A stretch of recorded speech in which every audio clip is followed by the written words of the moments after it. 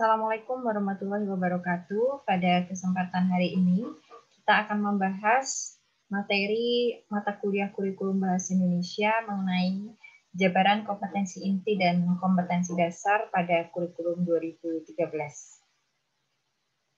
Ya, saudara, saya ambil materi ini pada tayangan ini dari standar isi kurikulum 2013 pada jenjang SMP ya, khususnya kelas 7. Tujuan kurikulum mencakup 4 kompetensi, yaitu yang pertama adalah kompetensi sikap spiritual atau sering disebut sebagai KI 1. Yang kedua adalah sikap sosial atau sering disebut sebagai KI 2. Lalu KI 3, ihwal pengetahuan, dan KI 4, keterampilan. Kompetensi tersebut dicapai melalui proses pembelajaran intrakurikuler, kokurikuler, dan atau ekstrakurikuler. Rumusan kompetensi sikap spiritual yaitu menghargai dan menghayati ajaran agama yang dianutnya. Yaitu KI 1 ya. Adapun rumusan kompetensi sikap sosial yaitu menunjukkan perilaku jujur, disiplin, tanggung jawab, peduli, yang meliputi toleransi dan gotong royong, santun dan percaya diri dalam berinteraksi secara efektif dengan lingkungan sosial alam dalam jangkauan pergaulan dan keberadaannya. Kedua kompetensi tersebut dicapai melalui pembelajaran tidak langsung atau indirect teaching, yaitu keteladanan, pembiasaan, dan budaya sekolah dengan memperhatikan karakteristik mata pelajaran serta kebutuhan dan kondisi peserta didik ya, atau untuk KI 1 dan KI 2 sering disebut sebagai hidden curriculum atau pembelajaran yang tidak dilakukan secara langsung ya, atau dilakukan secara tidak langsung. Jadi itu untuk penanaman karakter peserta didik. Baik, di sini saya tampilkan contoh KI 3 dan KI 4 pada jenjang SMP kelas 7. Bisa saudara simak pada tayangan ini.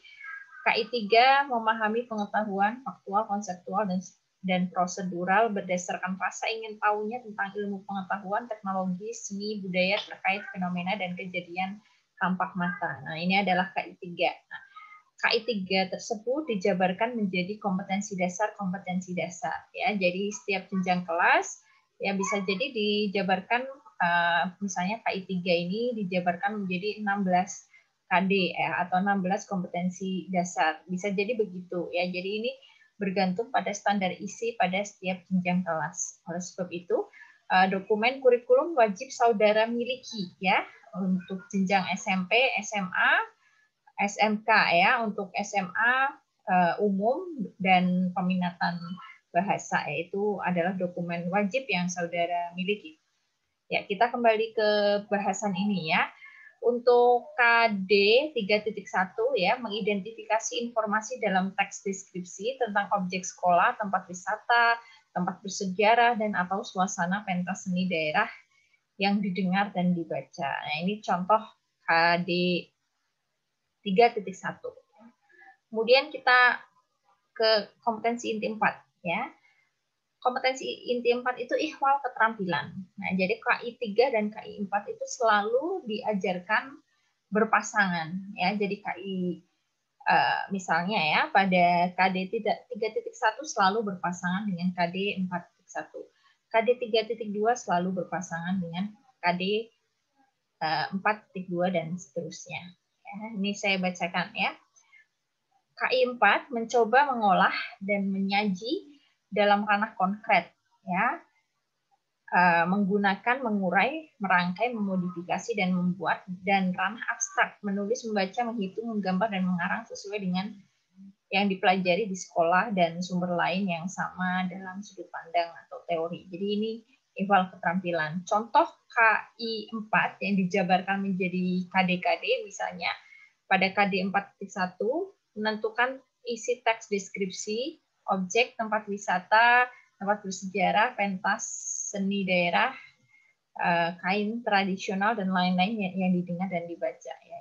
Untuk KI 4.1, KD 4.1 ini selalu berpasangan dengan KD 3.1 gitu ya. Dan yang perlu saudara cermati di sini, khususnya untuk kompetensi dasar, di sini ada kata kerja operasional ya, ini ada kompetensinya, ini ada kompetensinya. Ini ada kompetensi mengidentifikasi untuk KD 3.1. Kemudian untuk KD 3.2 ada kompetensinya, yaitu menelaah. KD 4.1 ada kompetensi lagi, yaitu menentukan. KD 4.2 ada kompetensi, yaitu menyajikan. Selain ada kompetensi, ada pula jenis teks. Ya, harus saudara ingat bahwa pada kurikulum 2013, khususnya mata pelajaran bahasa Indonesia, ditentukan bahwa mata pelajaran bahasa Indonesia diajarkan dengan berbasis pada teks. Ya, contoh untuk KD 3.1 adalah teks deskripsi. Ya, otomatis 4.1 teks deskripsi. Ya, 4.3.2 masih teks deskripsi, 4.2 masih teks deskripsi. Baik, kita lihat bahasan selanjutnya. Semoga saudara paham ya sampai bahasan yang tadi. Baik, di sini ada genre ya, genre menggambarkan atau describing. Nah, kemudian ada tipe teks. Ada tipe teks laporan, tipe teks deskripsi. Ini saya ambil dari silabus kelas SMP kelas 7 ya. Lokasi sosial, yaitu buku rujukan, dokumenter, buku panduan, laporan eksperimental, penelitian, presentasi kelompok. Ya. Kemudian ada genre lain, misalnya menjelaskan atau explaining, pemerintah, ya, berargumen, menceritakan. Kemudian ada pula tipe teksnya. Ada lokasi sosial tertentu. Ya, jadi ini yang harus dipahami pada standar isi di kurikulum 2013. Selanjutnya, ini adalah contoh ruang lingkup materi bahasa Indonesia untuk SMP. Untuk SMA dan SMK beda lagi. Begitu pula dengan SMA peminatan bahasa. Jadi yang saya jabarkan di sini hanya sekadar contoh saja ya. Jadi saya hanya mengambil sampel saja. Saya kelas 7, yaitu ada teks deskripsi seperti contoh tadi pada KI 3 dan 4, khususnya KD 3.1, 3.2,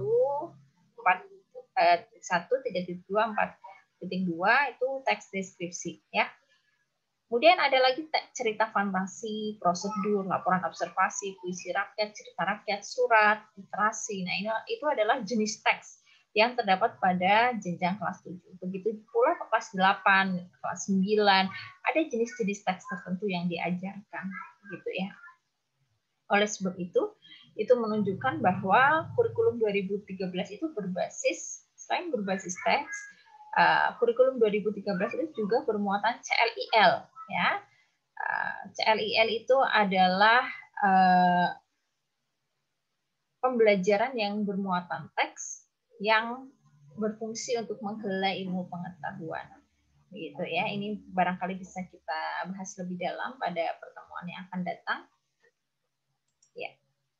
Lalu ini ada contoh lagi pada KD 3.1 ya, mengidentifikasi teks laporan hasil observasi yang dipresentasikan dengan lisan dan tulis. Nah, ini ada kompetensinya. Kompetensinya adalah mengidentifikasi. Jadi ini yang perlu kita jabarkan nantinya menjadi indikator. Ingat ya, ada hierarkinya, yaitu dari KI atau kompetensi inti dijabarkan menjadi kompetensi dasar atau KD. Lalu dari KD dijabarkan menjadi indikator. Nah, dari indikator dijabarkan menjadi tujuan, tujuan dijabarkan menjadi materi. Nah, ini kita akan sampai pada jabaran KI menjadi KD dan KD menjadi indikator, begitu ya. Untuk menjabarkan KD, ini kompetensi dasar menjadi indikator, kita harus tahu dulu nih apa kompetensinya. Misalnya pada KD 3.1 di sini kompetensinya adalah mengidentifikasi. Bisa tampak pada kata kerja pertama yang muncul pada kompetensi dasar ini. Kemudian pada KD 4.1 menginterpretasi. Maka kompetensinya adalah menginterpretasi. Nah, ini PR besar ya bagi kita, bagi saudara sebagai calon guru, bagi para pengajar, bagi para guru, yaitu untuk memahami lebih mendalam maksud dari kompetensi tersebut. Saya mengidentifikasi. Mengidentifikasi itu apa gitu ya? Menginterpretasi. Menginterpretasi itu apa? Nah, ada lagi saya mendeskripsikan. Apa bedanya mendeskripsikan dan mengidentifikasi? Gitu contohnya ya. Ada menginterpretasi, ada menelaah. Apa bedanya menginterpretasi dengan menelaah dan sebagainya? Nah, itu harus dipahami betul. Ini ada alternatif kata kerja operasional ya, mengidentifikasi. Nah, ini ada indikatornya, mengidentifikasi semua. Mengidentifikasi teks laporan hasil observasi. Indikatornya adalah mengidentifikasi struktur, ciri bahasa, mengidentifikasi tujuan. Nah, ini akan kita bahas lebih dalam pada pertemuan yang akan datang, itu menjabarkan KD menjadi indikator. Ya, nanti ada strategi-strateginya. Nah, ini hanya saya jabarkan secara sekilas saja. Kemudian KD 4.1 menginterpretasi isi teks laporan hasil observasi. Ya, indikatornya ada menjawab pertanyaan, menjelaskan makna, mempresentasikan. Nah, di sini ada istilah kata kerja operasional. Nah, apa sih yang dimaksud dengan kata kerja operasional? Kata kerja operasional adalah kata kerja yang bisa diukur. Ya, kata kerja yang bisa diukur tingkat kesuksesannya. Ya, contoh di sini ada mengidentifikasi. Indikator mengidentifikasi adalah mengidentifikasi. Mengidentifikasi itu adalah jenis kata kerja operasional karena dia bisa diukur keberhasilannya. Ya. Ada menginterpretasi. KD menginterpretasi. Indikatornya menjawab, menjelaskan, mempresentasikan. Menjawab, menjelaskan, mempresentasikan termasuk kata kerja operasional. Kenapa? Karena itu bisa diukur. Apakah ada kata kerja yang tidak operasional? Ada. Ya, contohnya adalah memahami. Memahami dikatakan sebagai kata kerja yang tidak operasional. Kenapa? Karena memahami itu tidak bisa diukur keberhasilannya. Sebagai contoh ya, si A bertanya kepada si B. Contoh saya bertanya kepada Anda. Apakah Anda memahami materi ini? Apabila Anda menjawab, saya paham dengan materi ini. Apakah saya bisa mengukur tingkat pemahaman Anda? Tidak bisa, ya. Saya tidak bisa menguji Anda berbohong atau jujur, ya. Kan Anda hanya menjawab paham, ya. Itu tidak bisa diukur. Kecuali ketika saya memberikan pertanyaan kepada Anda, ya. Coba sebutkan, ya, jenis-jenis kata kerja operasional. Lalu Anda bisa menyebutkan, ya. Oleh sebab itu, ya, menyebutkan itu adalah kata kerja operasional. Karena benda-benda yang disebutkan atau jawabannya disebutkan itu bisa dinilai, ya, itu bisa diukur. Begitu ya. Nah, ini menarik. Nah, kata kerja operasional itu dijelaskan, sebenarnya dijelaskan dalam taksonomi Bloom. Ya, ini taksonomi Bloom dan ada revisinya pula. Ya, ini taksonomi Bloom sebelum revisi dan ini taksonomi Bloom setelah revisi. Ini sebelum dan setelah move on gitu. Ya, ada C1, C2, C3, C4, C5, C6. Jadi ada 6 C di sini ya. C1 itu mengingat. Ya, ini kita langsung saja yang sudah direvisi ya. C2 memahami, C3 mengaplikasikan, C4 menganalisis, C5 mengevaluasi, C6 mencipta.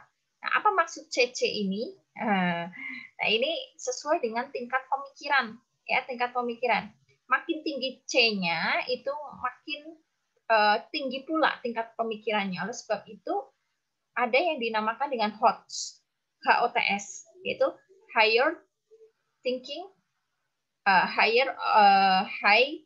order thinking skill, ya, higher order thinking skill itu yang dinamakan dengan HOTS. Nah, itu yang lagi in pada saat ini ya, HOTS. HOTS itu ya dimulai sejak C4. Ya, C4, C5, C6 itu sudah HOTS. Ya, higher order thinking skill. Nah, ini C4, C5, C6 sudah menganalisis, itu sudah dikatakan sebagai pemikiran tingkat tinggi gitu ya. Kalau Anda sering mengatakan bahwa ini pemikiran tingkat dewa, itu berarti sudah mencipta C6 gitu ya.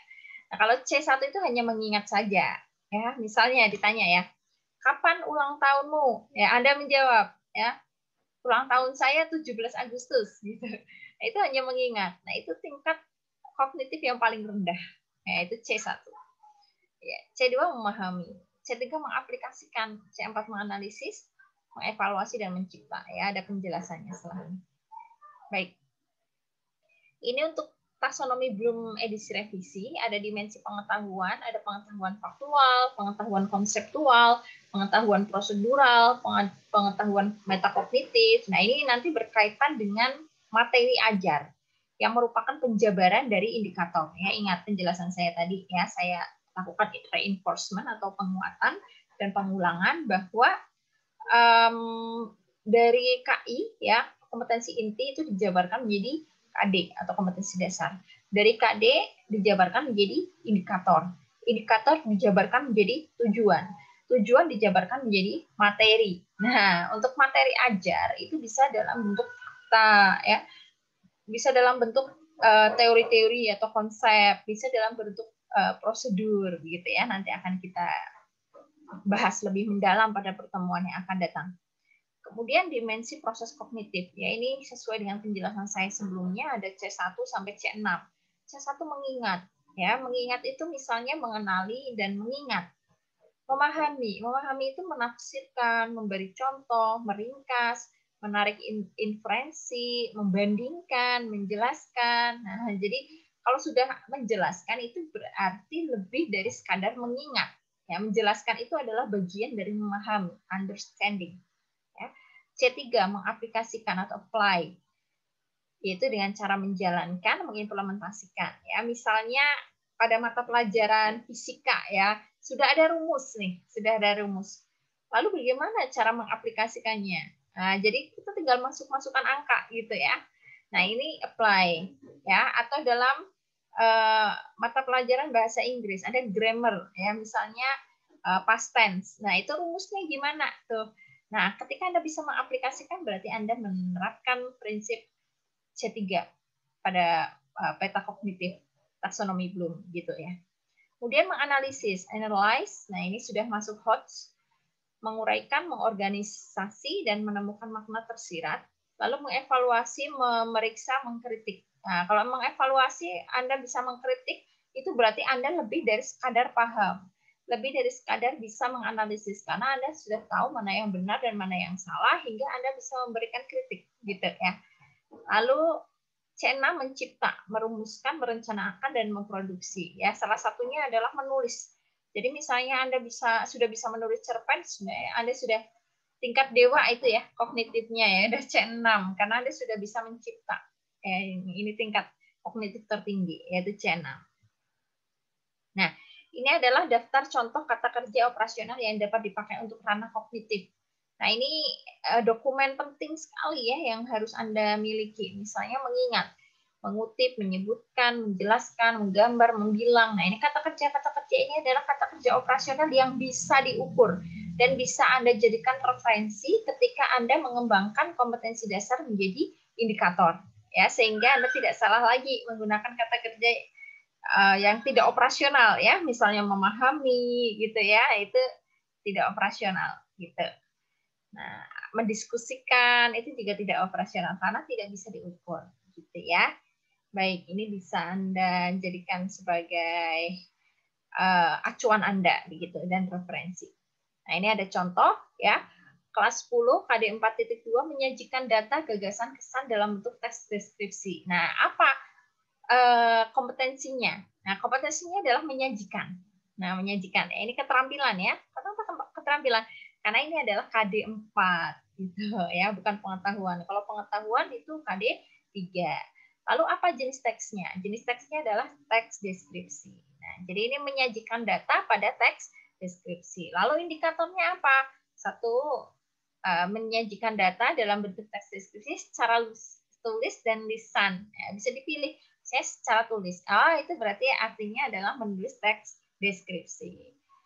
Ya, indikatornya adalah menentukan topik, menentukan isi, menyusun kerangka teks, mengorganisasikan teks deskripsi, menyajikan teks deskripsi secara tertulis. Nah, ini jawaban lebih lanjut akan kita bahas lebih mendalam pada pertemuan yang akan datang ya. Kita akhiri saja dulu ya jabaran KIM jadi atau kompetensi intim jadi kompetensi dasar atau KD ya. Sekian, wassalamualaikum warahmatullahi wabarakatuh.